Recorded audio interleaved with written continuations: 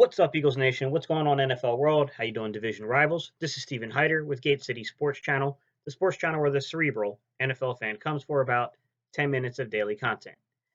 All right, guys. Hope you're enjoying your Sunday. We get a day of just watching football, not having to worry or sweat about the Eagles until tomorrow night. So take your time and enjoy this Sunday. Guys, I want to talk about something that we've been going back and forth a little bit in the comments with people. And I don't mean back and forth as in like disagreements, just we're all kind of seeing things together in light of what's happening on this football team. We've been discussing this topic for a long time. And some of the people I'm going to call out real quick that I know for a fact that we've had this discussion about the failure of the Eagles to utilize their running game and how head scratching this is guys like dblock_11x, 2020 Vision, Philly Mike.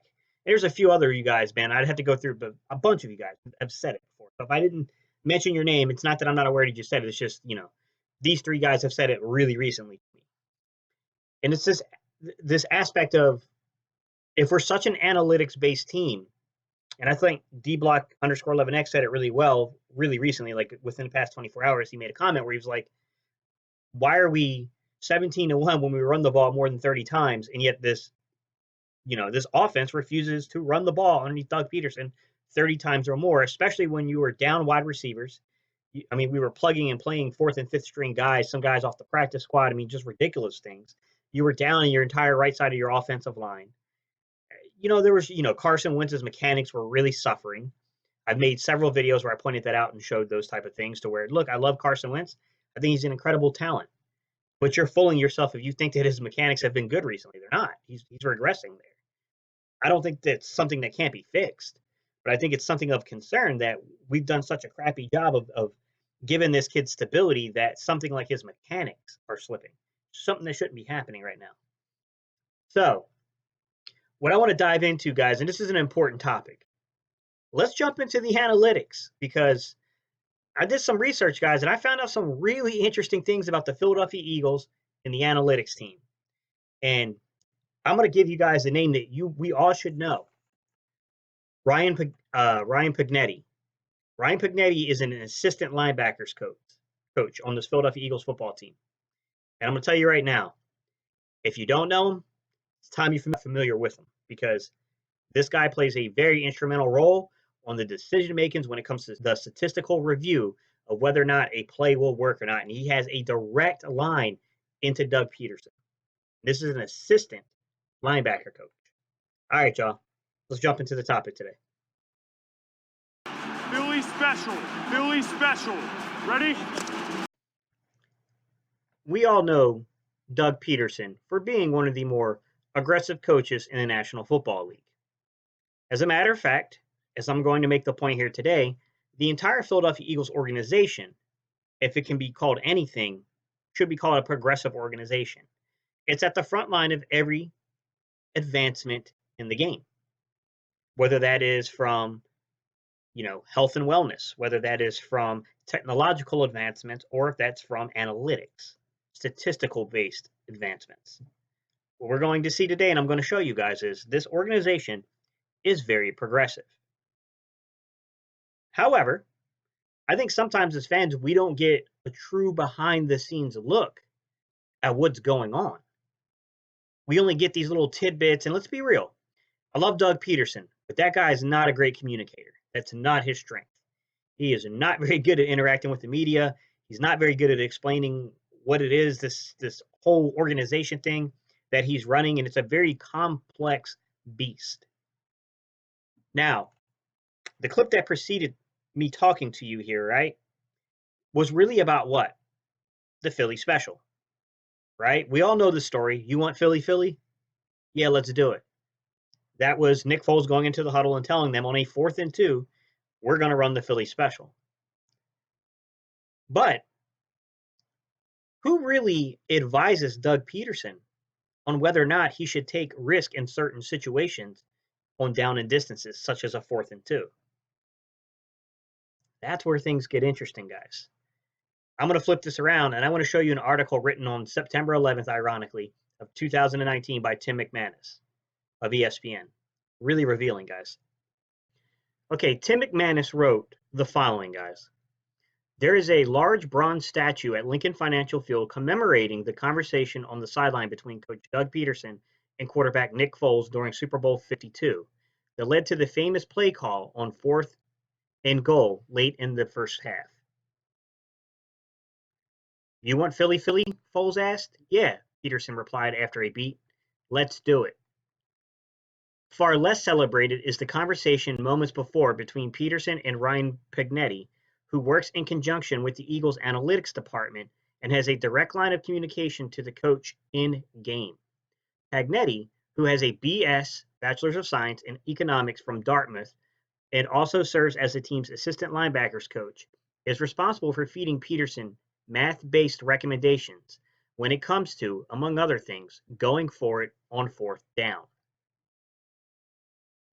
Anticipating such a situation, Pagnetti clicked into Peterson's headset prior to the Eagles' 3rd and goal play against the New England Patriots, a source said, and told him, if we get to 4th down, the light is green. Guys, if you're sitting here right now asking yourself, who in the hell is Ryan Pagnetti? Okay, I kind of did the same thing here. And this is what I found out about this young man. From 2012 through 2014, this young man was an assistant coach at Belmont School. Don't know where that is. Don't know what that is. Just know he was an assistant coach there. In 2013, he became a scouting intern for the Dallas Cowboys. So while he was an assistant coach with Belmont School, he also served for a period of time as an interim scouting coach with the Dallas Cowboys. In 2014, Pagnetti ended up earning a degree in economics. In 2015, the Philadelphia Eagles hired Pagnetti as an analyst for the football team. So he was either a quantitative analyst or he was a football operations analyst. I'm not sure where he fell. I'm going to assume probably qualitative analyst. In 2017, the Philadelphia Eagles promoted him. Well, I guess it depends on how you look at it. It could be a promotion. It just depends on your viewpoint there. But in 2017, they moved him at least from the analytics front office into a position as a coaching assistant.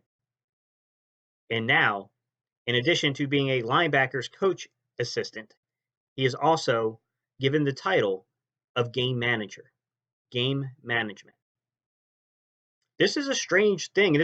I kind of left a comment on Lord Brunson's video. And if you haven't watched Lord Brunson's video from yesterday, it's a pretty good video where he's kind of talking about, hey, man, if you look at advanced analytics and if you look at like some of these advanced metrics, when you look at QBR, which I'm not a big proponent of QBR, guys, I think it's a very subjective thing that they use to measure quarterbacks with. However, these subjective analysts are saying basically that when you roll Carson Wentz out of the pocket, this guy becomes the best in the league at doing what he does. So as Lord Brunson and a lot of us have actually said, why are we not rolling Carson Wentz out of the pocket? And I commented on this video and I was like, dude, who's in charge of this? Like, I would love to have Doug Peterson, like, have an honest conversation and really explain this beast that's known as the Philadelphia Eagles, like, organization. What role do guys like Press Taylor and all, these guys play in this? Like, are you telling me Press Taylor has no say in whether or not certain plays are done under center from the shotgun if we roll Wentz out? Like, if Doug Peterson is making all those decisions, we already know that technically, Mike Groh is the passing game coordinator, but Doug Peterson admitted that his hands are the hands that are really on the passing game, not necessarily Mike Groh. Mike Groh assists him in that. He's doing too much, in my opinion. But Ryan Pignetti gives you insight into the analytics team and just how far advanced the Philadelphia Eagles are when it comes to analytics.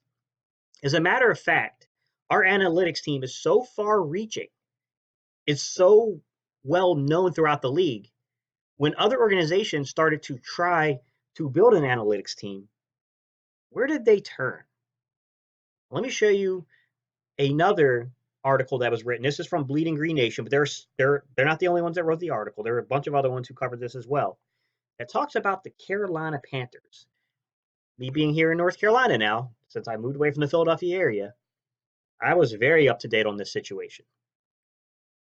Where did they turn to? Who did they turn to? And who did they hire? Panthers dip into Eagle staff for new head of analytics. Teams are following the Philly model by Benjamin Solak, June 20th, 2019. All right, guys, I'm going to skip down just a little bit. The Carolina Panthers announced yesterday the hiring of Taylor Rajic as their first ever director of football analytics. New owner David Tepper has been very vocal about his desire to incorporate analytics into the model of the Carolina Panthers organization. And this move signifies just how seriously he is taking the effort.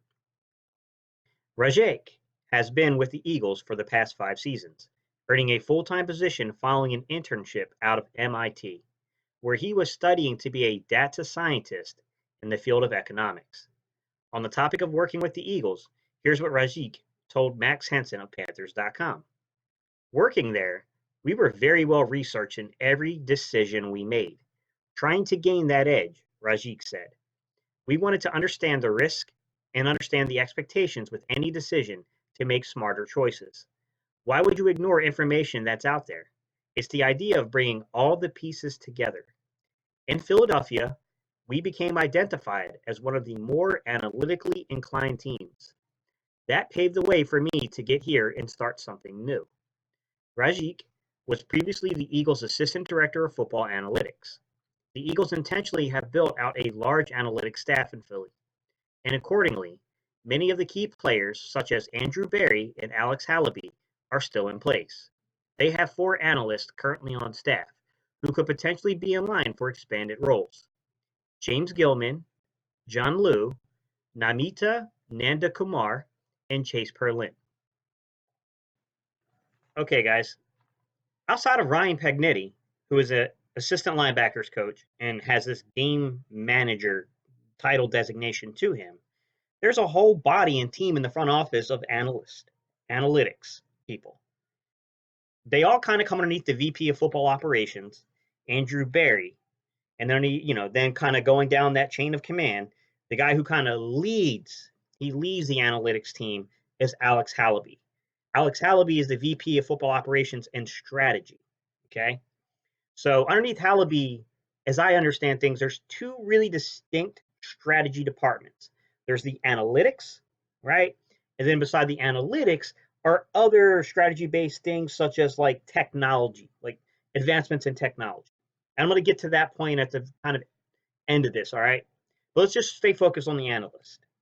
There's 4 analysts. There are 3 qualitative analysts and 1 football operations analyst. So here's how it breaks down, guys. If you're a quantitative analyst, what do you do for the team? Well, to begin with, let's just talk about who they are. That's James Gilman, that's Namita Nandakumar, and that's Chase Perlin. They are your qualitative my bad, guys. Those are your quantitative analysts. They handle things such as they assist with like player evaluations, they help with game preparation, and they're a part of player development. They're looking at the statistical data to help with those type of things, to understand situations when it comes to player evaluation. If you know the team's playbook, if you know the team's strategy, if you know where the strengths and weaknesses lie from your scouting department and others, right? Everything's got to work in unison or it doesn't work. Then you should be able to guide the team with, hey, this player fits what we need. Here's what the analytics say about this guy. That's their role. Then you get to a guy like John Liu. John Liu is basically a operations analyst, which is a slight difference there. So what he's looking at is he's looking at statistical outcomes, okay? He's comparing historical data to like current data. He's looking at trends, like trends across the league. He's studying the way other teams handle things, right?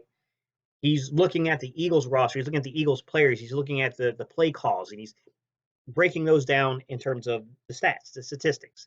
And then he's trying to make outcomes. He's trying to predict outcomes. So his role is slightly different. But those are the core of the analytics team in the Philadelphia Eagles.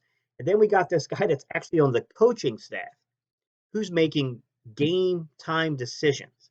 If you haven't noticed, these guys are coming out of the economics, field.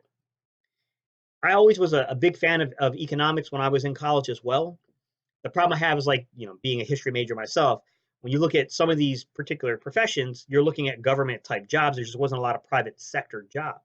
Now we know for historians, guys, like, don't get me wrong, a lot of those guys are now going into the private sector in business fields because of our ability to read and adapt and understand information. It makes us very suitable for many fields. But there was a long time knack on that hey, unless you were a professor, a teacher, if you work for a research institution, so just wasn't a lot of private sector jobs. Everything was pretty much in the public sector. Well, the same thing with economists. There wasn't a lot of private jobs for economists. It was mostly done in the public sector. However, of recent, now we're seeing a shift.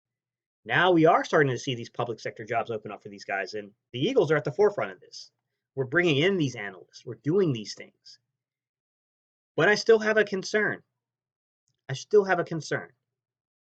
With all this at our disposal, all this stuff at our disposal. Let's take a look. We know we have, starting with Chip Kelly, we built this really weird sports science, front of the line kind of department within our front office. And it had initial success. I don't know what's going on with the Eagles. This could be a matter of analyzing players, bringing older players that are getting the injury. So maybe it's a matter of age and not necessarily the sports science of it. Maybe the sports science is just flawed right now. Who knows? That's a very complex conversation. And I do want to tackle that, but in a separate video, not this video. This video would be like 3 hours long. Now, move outside of sports science.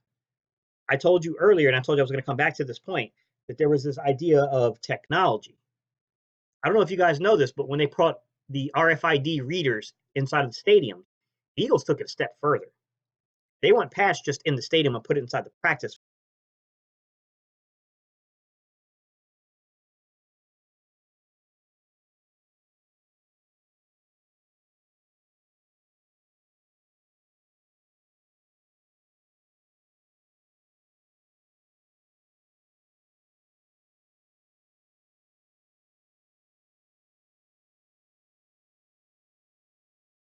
Doesn't utilize this inside of their practice facilities. That's crazy to me that you're not using that. I know some of you guys, Philly 500, I know he's one of those conspiracy theorists. So some of you guys might be like, RFIDs, I don't want them having that kind of information. We're talking about its proper use, guys. Statistical analysis of things. All right. When you keep going into this, guys, now you're getting to the analytics department, which is trying to use all this information to make, game-based decisions. I got a question. I want to show you a play. Why did the analyst, or why did the coach, what happened? Why did we throw the damn ball on a 3rd and 2 inside the opponent's 20-yard line? It doesn't make sense to me. And he can definitely answer the call when he needed. Now Wentz on 3rd down. Okay. Let me just tell you what I'm seeing on this football play. I'm seeing a guy who only goes through 2 progressions. He only makes 2 reads. So he only goes to the second part of his progression. He's on Goddard first, and then he clearly turns his attention to Alshon Jeffrey. When I saw that he never even looked to the offensive right-hand side of the formation, my immediate thought was, oh, okay, this must have been a designed half-field concept. I studied the film. That doesn't look like what it is to me. Not at all. So then my next thought was, well, maybe it was a hot read. Maybe they went no huddle. Let me just go back and see if I remember watching the game correctly. So I looked forward to see, hey, was this a hot read? They didn't go no huddle there. So no, that's not a hot read. There's really only one other solution to what that was, which it was a design pass play. Just, it was intended to go to Alshon Jeffrey. Like, he probably only really had 2 progressions really built into that, maybe a third, but it looks like that was a very limited progression that was put in front of Carson Wentz, to where Goddard was the first look, Alshon's the second look, and my God, if he can just make it to his 3rd look, Zach Ertz has a touchdown. I shouldn't say he has a touchdown, but he's got a shot at a touchdown. It's open. It's open. The other thing is, if he wasn't being put in these type of positions, I'm not going to lie to you, if you look to that trip set to the right, look at Miles Sanders. Miles Sanders opens up in the flat. It's a first down. It's frustrating because I don't think these are necessarily on Carson Wentz. because we don't know what the concept is. And if the concept isn't building those guys into the progression, this is where like the conversations that 2020 Vision and I are having, which is this is where Carson has to go above what's a good quarterback and become a great quarterback, which is it sucks, but you kind of have to like look at your coaches and be like, yeah, like we're missing too many reads that are open because of the way we're designing the offense. He's gonna have to take that on his shoulders there a little bit. He could have made a better pass to Alshon. I'm not gonna sit here and tell you that that pass was perfect because it was far from perfect. He missed, and the pass was open, but he had a guy in his face. He got hit. I really wish that he had looked at it differently. But I want to put something else in perspective to today's conversation, guys, because it's not even about all this stuff we're talking about right now. What it's about is you had a 3rd and 2. You have a quarterback who's been struggling with his mechanics. Okay, you're inside. You're on your opponent's 20-yard line. You have a defensive line that you've been pushing around all game. Why are we going empty back set on 3rd and 2? What are we doing? If we got a guy like Ryan Paganetti who's here to give him statistical analysis of what to do, you're trying to tell me that the analytics didn't tell you to run? Are you kidding me? What about all this analytics coming from the front office, right?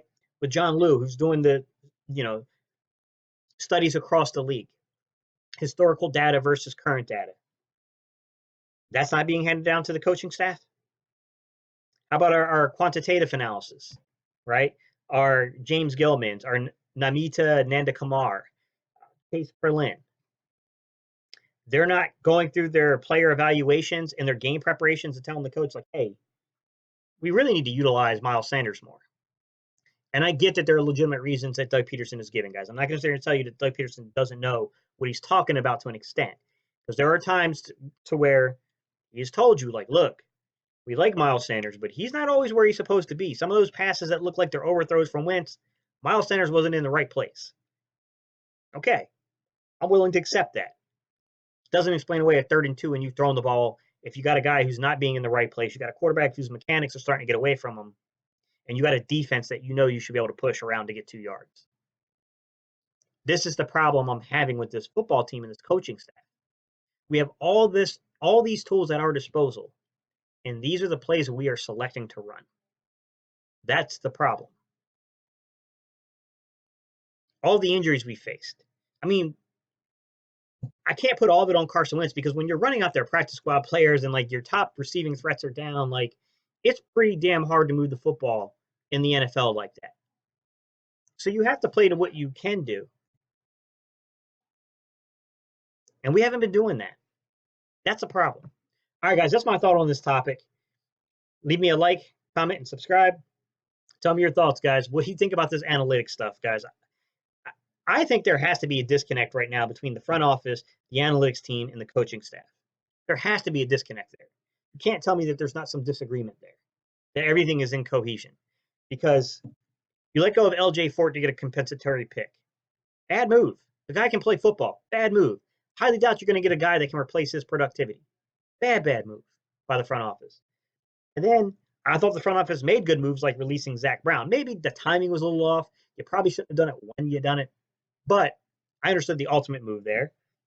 But Zach Brown was playing a lot of football for the Eagles. I'm pretty sure coaching staff wasn't happy there. Andrew Sendejo was playing a lot of football for the Philadelphia Eagles. Pretty sure the coaching staff wasn't on par with that move from the front office. Jordan Matthews, Matt Collins, these guys are all been playing a lot of time. And there were times I think that the front office is correct. Matt Collins needed to go. And then there's other times where it's like, what are you doing? Are you even consulting and talking? I mean, I know Doug says they make these decisions together, but I got to call bullcrap on some of this. Doesn't seem likely to me. All right, guys. Peace. I'm out of here, man. You know what time it is. EAGLES. All right, guys. Hope you guys are enjoying this Sunday of football. I just wanted to come on here because this has been running through my mind. I've been looking over this kind of content and this kind of information for the content, and I was just like, you know what? It's time to talk about it. All right, y'all. I'm out.